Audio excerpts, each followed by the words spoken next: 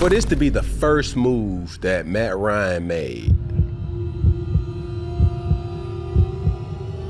Come on, man. What they said at Home Alone, what the mama say? Kevin! I said, wait, what? Kevin Stefanski? What? We seen what you did with the good brother Shedeur. The Atlanta Falcons are suddenly at the center of a heated NFL debate.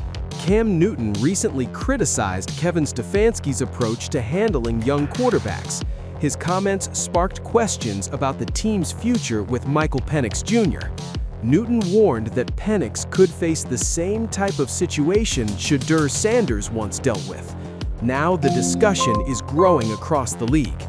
It's no longer just about one player. It's about trust, development, and Atlanta's long-term plan. A member of the culture, and you landed in the most culturist of culture. It ain't no blacker division than the NFC South. You got Atlanta, Carolina, and New Orleans. That's the blackest division in all of football. They say, hold on. We can't scatter y'all out. We gotta put y'all all in one. The NFC South is the HBCU of NFL football. Oh, very. Swag me after the Billy go right there. And a Billy go. Cam Newton is not known for quiet opinions, especially when it comes to quarterback development in the NFL. So when he spoke about Kevin Stefanski and the situation unfolding in Atlanta, people immediately paid attention. Newton's criticism wasn't just about play calling or offensive schemes. His concerns centered on how young quarterbacks are handled when they enter complex NFL systems. According to Newton, the issue goes beyond individual players. It's about patterns. When he referenced Shedeur Sanders and suggested Michael Penix Jr. could face the same type of situation, he was pointing toward a broader conversation about coaching philosophy.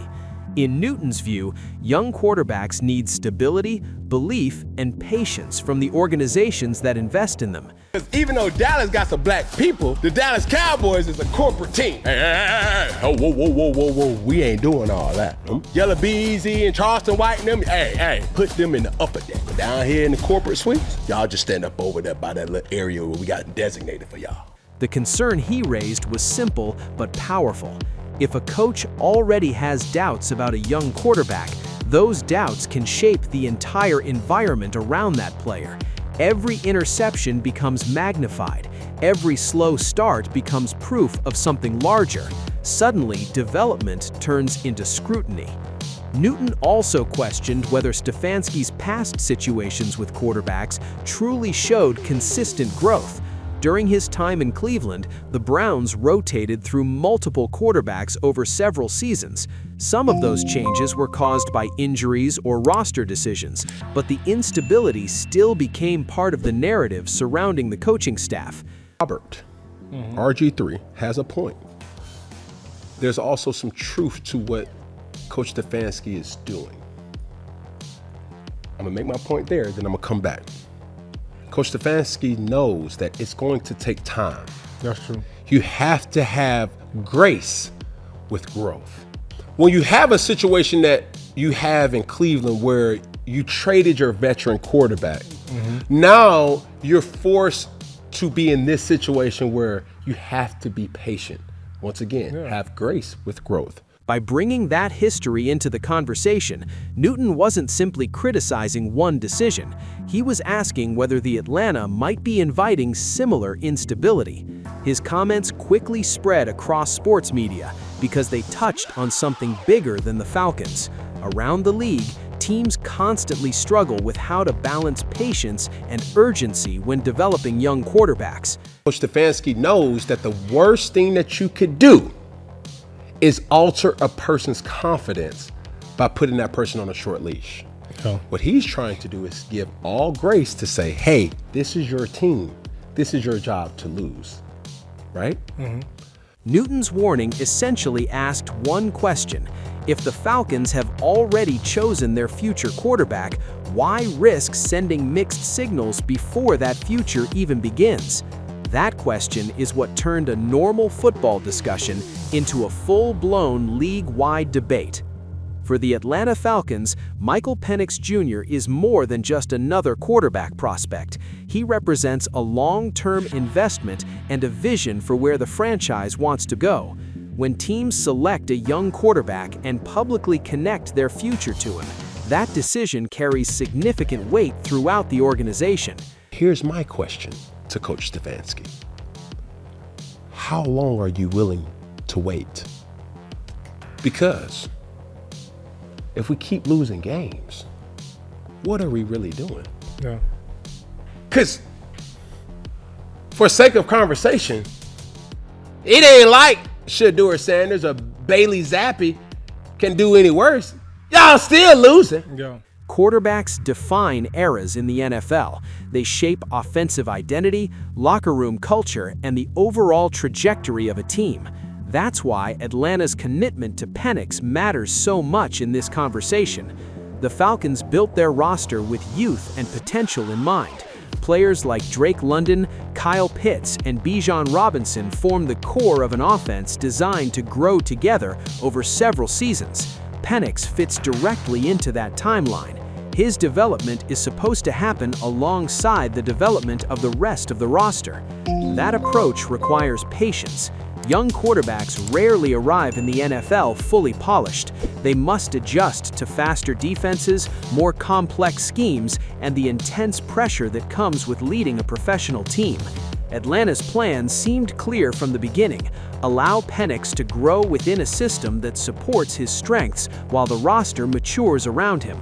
But that plan becomes fragile if leadership begins sending conflicting signals. If the head coach hints at wanting a different quarterback profile or suggests exploring alternatives, it can create uncertainty around the player the organization has already invested in. In the NFL, perception matters almost as much as performance. When fans and players sense hesitation from leadership, confidence can erode quickly. That's why Penix has become the center of this debate.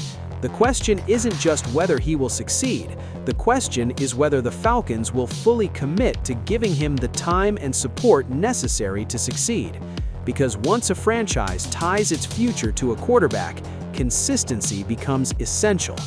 The phrase "Shedeur treatment" has become a shorthand for a larger concern about how young quarterbacks are evaluated and supported in the NFL. When Cam Newton referenced Shedeur Sanders in his criticism of Kevin Stefanski, he was highlighting a pattern that many fans believe exists across the league. The pattern often begins the same way. A young quarterback enters the league with excitement and expectations. The franchise promotes him as the future, the player who will guide the team into the next era. But when early struggles appear, and they almost always do, the narrative shifts quickly. Instead of focusing on development, the conversation moves toward doubt. Suddenly, every mistake becomes evidence that the quarterback may not be ready. Analysts question decision-making, fans debate maturity, media discussions shift from potential to pressure. Meanwhile, the environment around the quarterback sometimes receives far less scrutiny. Offensive line protection, play calling adjustments, and roster balance often play huge roles in a young quarterback's early struggles, yet those factors rarely dominate the headlines. Sooner or later, they're gonna have to really realize, like, hold on, dog. We just gotta see what we got in the locker room. And then this is another thing. You gonna go in the draft? I can. You got what? Projected? You got Dante Moore, Ty Simpson, Gunnar Stockton, Archibald, huh?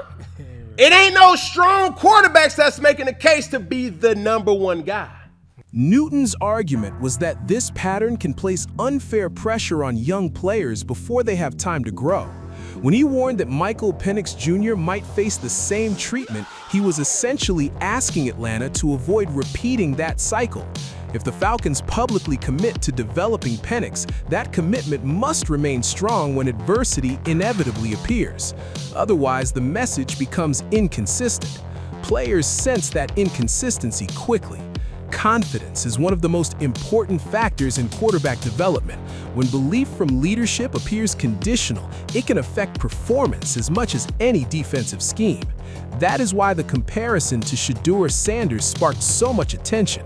It wasn't just about one quarterback or one coach.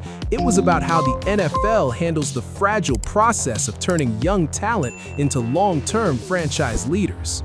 What makes the Falcons situation so interesting is that the tension does not appear to be about talent. Atlanta's roster is widely viewed as one of the most promising young groups in the league. With players like Drake London, Kyle Pitts, and Bijan Robinson, the offensive foundation already exists. The expectation was that Michael Penix Jr. would grow alongside this core and eventually lead the next era of Falcons football. But tension begins when different voices inside a franchise view the timeline differently. Reports and speculation suggest that Kevin Stefanski may not be fully aligned with the quarterback plan that was already in place before his arrival. That does not necessarily mean he dislikes Penix as a player. Coaches often evaluate systems differently and prefer quarterbacks who fit specific offensive styles. However, even the perception of hesitation can create pressure inside an NFL building. When a head coach appears to question the long-term quarterback plan, it sends signals throughout the organization. Players hear it, assistants discuss it, front office staff begin weighing possibilities. Suddenly, a development project turns into a debate. That debate can affect confidence, especially for a young quarterback who is still learning how to lead a professional team. The Falcons now face a delicate moment. If they fully commit to Penix, they reinforce stability and belief in their long-term plan. If the conversation continues to shift toward alternatives, the narrative becomes one of uncertainty. In the NFL, uncertainty rarely stays quiet. It spreads quickly through media coverage and locker room conversations. That is why this situation has grown beyond a normal roster discussion. It has become a test of alignment between coaching philosophy, front office vision, and the organization's commitment to its young quarterback. Arthur Blank has spent years shaping the direction of the franchise. Owners rarely involve themselves in day-to-day football decisions, but they play a critical role in defining long-term vision. When Blank invests in a particular strategy, that decision reflects the identity he wants the organization to represent. The Falcons' current direction has been built around patience and development. Instead of chasing short-term solutions, the team is focused on assembling young talent that can grow together over multiple seasons. Michael Penix Jr. fits perfectly into that approach. When a franchise selects a young quarterback and presents him as the future, it sends a message to the entire organization. Coaches, players, and fans begin aligning their expectations around that timeline. But the arrival of a new head coach can complicate that vision. Coaches naturally want to shape teams according to their philosophies. They evaluate players differently and sometimes prefer different systems or leadership styles at the quarterback position. That's a normal part of the NFL. The challenge comes when those preferences appear to conflict with the organization's previously established plan. If Arthur Blank remains committed to developing Penix, then the coaching staff must align with that decision. If the coaching staff pushes strongly for a different direction, leadership must determine which path defines the franchise's future. Moments like this reveal how power structures function inside NFL organizations. Ultimately, the owner's vision tends to set the tone. The Falcons now face a choice between reinforcing their original plan or adjusting their approach based on the new coaching perspective. Quarterbacks shape more than the offense. They influence a team's identity and how it's viewed across the league. When a franchise commits to a young quarterback, everyone rallies behind that vision. But once doubts appear, pressure rises quickly. Atlanta now faces that moment, deciding whether to fully support Michael Penix Jr. or risk creating uncertainty.